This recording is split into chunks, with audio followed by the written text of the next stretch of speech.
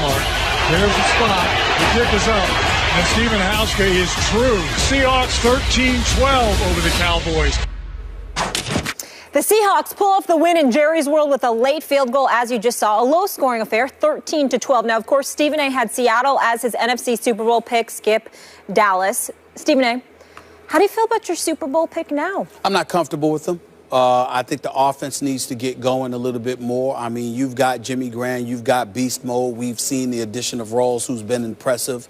Obviously, Lockett is there. Not who got hurt, but the little Lockett. Little Lockett is there, and we wish nothing but the best for Ricardo Lockett, which we'll get into a little bit later on. But they've got the requisite weapons on the offensive side of the ball, even though there have been some issues with that offensive line. But because there's been issues with that offensive line, Russell Wilson entered yesterday's game being sacked more than anybody, and Marshawn Lynch hasn't appeared to be beast mode for more than one game this season, which was last week, more so than at any other time, even though we all know he missed a couple of games. In the end, when you look at it from that perspective, I must say that, I'm still not giving up on them because they've got time to right the ship. But the way they're looking right now, they're not going to win the Super Bowl. I think their defense is coming together more and more and more since Cam Chancellor has gotten back to sort of spearhead that defense. And I think that Richard Sherman is playing better than he did a few weeks ago. So let's throw that out there as well. And Kerry Williams is adapting to some degree in the secondary with the Legion of Boom. Earl Thomas, Bobby Wagner, and those boys are doing what they're doing. Bennett made a stupid penalty, almost cost the Seattle Seahawks yesterday because it gave Dallas some additional life with Wagner and them pointing at him, telling him to use his head. But ultimately, this defense is playing the way an elite defense is supposed to play. They can't carry the offense, however. Your offense can't be a walking 3 and out. What Russell Wilson was in that last drive to set up the winning field goal, running on a couple of plays, is what makes Seattle most effective offensively. Because when there's the threat of him running and he shows a willingness to utilize it, it makes everybody a bit cautious, and then you can take chances downfield that you otherwise can't take when he's not looking to run the football. Allow me, however, to get into the Dallas Cowboys. Oh, just a little bit. Just a little bit there. Enjoy it. I'm not going to make fun. This is not the day for me to do it because, again, Aaron Rodgers looked bad. The Giants looked awful. The Steelers lost. Yeah. So this ain't the day for that. And the Mets, yes, blew it, choked. But we'll get into that a little bit later, too. The reality, Skip, is this, and it's something that we have said a long time ago, but certainly haven't had a reason to say in the last year and a half, 2 years. Skip, I think Jason Garrett is a bit overrated. I think somebody needs to say this. Whoever rated it. Well, they were 12-4. They did win a division last year. He got a lot of credit, and we gave that to him. Skip, I watch him, and I consider him a front runner. And you know your man Omar Epps, the actor that was on here, we love him. He's a diehard Cowboy fan just like you are. He said the same thing. But it's like, listen, Jason Garrett's a front runner. When everything is right and all the personnel is there, he can help, he'll make sure you don't beat yourself. Yeah. But a good coach, if not a great coach, is supposed to be able to elevate you even when you don't have your requisite weapons. Now, you can't be what you are with Tony Romo. Yeah. But my goodness, you've been in position to win some of these games if you're the Dallas Cowboys. 2 games you had to lead in the fourth quarter. A couple of other games you were right there. And somehow, some way you've lost 5 straight. And Jason Garrett seems incapable of stopping the bleeding. And then I stood around and I watched again that whole Hardy explosion on the sideline from more than a week ago. And I see everybody getting in his face but Jason Garrett, who literally stood there and did nothing. And I just look at this guy and I'm like, there's something missing. I'm not saying the man doesn't know football. I would never accuse him of that. I'm just saying whatever that it factor is that you need from a head coach, he does not appear to have. Dallas actually should have won that game last night. And by the way, that wasn't a touchdown by Wilson, and I get that, but it was close enough where I can understand how the officials could give it to him, and to me, they would have scored anyway from that position. So it's no big deal. That's all I got to say. Finished? Yep. Is the show over yet? That was a long answer. I didn't think it was, but go ahead. All right. There's a two for one. Yeah, you know, it wasn't nearly as long as you starting off the show talking about Aaron Rodgers. That was some rich stuff. That was some material. Yeah. You're allowed to bring it once every 6 months. Go ahead. To your Jason Garrett point, right. What he does best is he claps. He backslaps. He pushes the guys like for fun when they come off the field, like way to go. You know, he's a cheerleader. Yeah. Right. Seriously, he's like a male cheerleader, like the Texas A&M male cheerleaders. They're great. I love to watch them, but I don't want him coaching my team, especially. Yeah.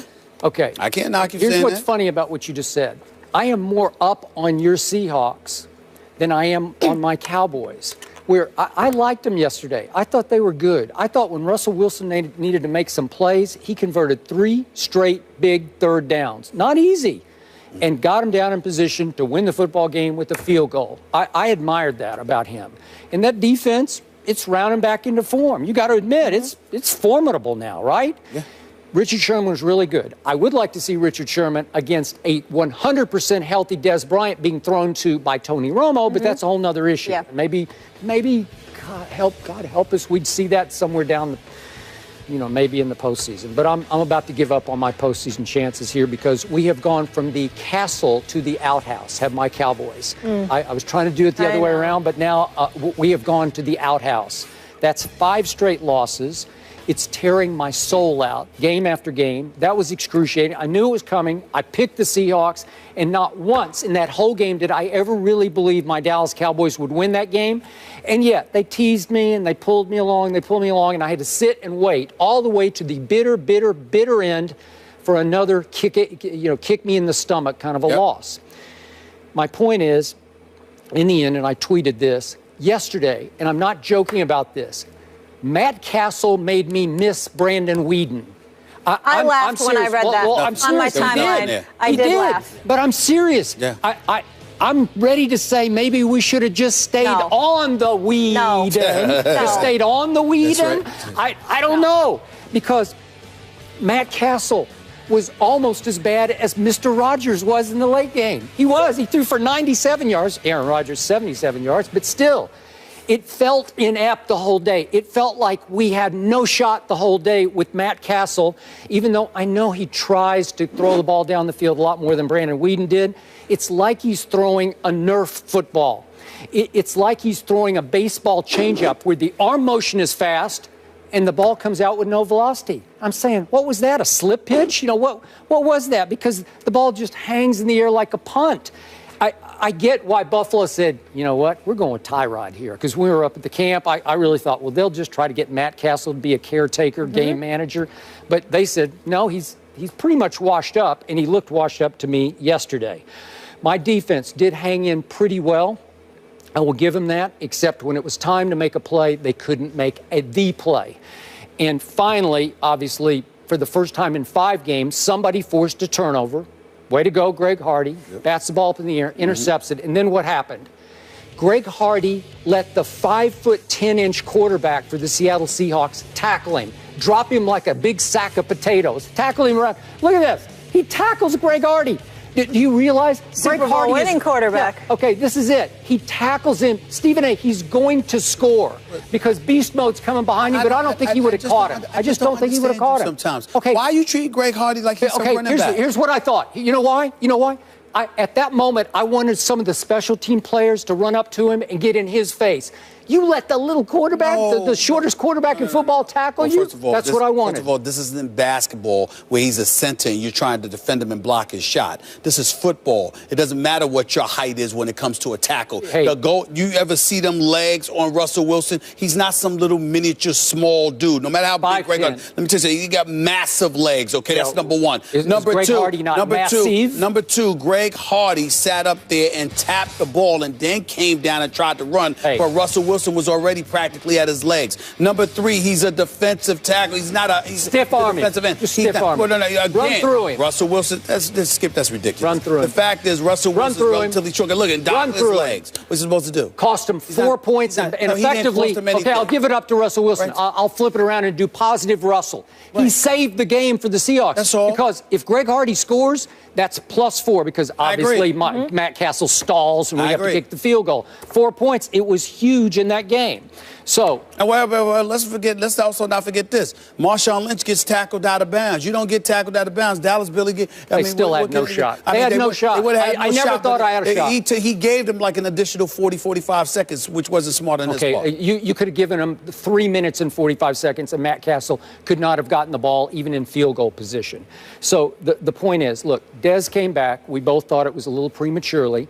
He did not look 100% confident pushing off the surgically repaired foot. To me, he just didn't look it. Right. So even with Dez, and it lifted, it obviously inspired the team, and they hung in, blah, blah, blah. But now, can Matt Castle beat Sam Bradford next Sunday at Jerry World?